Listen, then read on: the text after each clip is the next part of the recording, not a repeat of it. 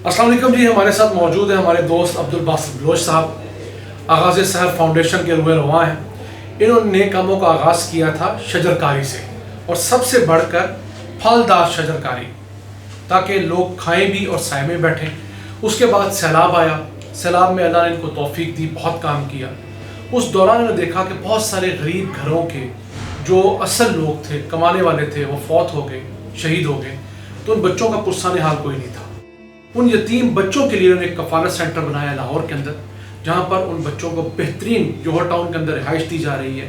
Private schools के अंदर बेहतरीन तरीके से तालीम, कपड़े, खुराक, हर चीज़ मुहैया की जा रही है। तो आज की वीडियो का मकसद आप लोगों को ये अर्ज़ करना थी कि अगर आप कोई ज़कात, कोई नेक काम, कोई खैरात, कोई चीज़ अल्लाह के रास्ते में करना चाहें और आप ये ऑप्शन ढूंढ रहे हो, तो इनका ऑप्शन मेरा देखा वाला ऑप्शन है। यतीम बच्चों की कफालत कीजिए। कुर्राइस पर नेक तरीन कामों में एक काम हजूर अकरम सल्लल्लाहु अलैहि वसल्लम के नज़दीक यतीम की कफालत है। खुद विजिट करें, बच्चों से मिलें, आप डिसीजन खुद लें और इस कार्य खैर में बढ़ चढ़ के हिस्सा लें। अल्लाह हाफ़िज़। आगाज़ सहर ग्रीन कम्युनिटी पाकिस्तान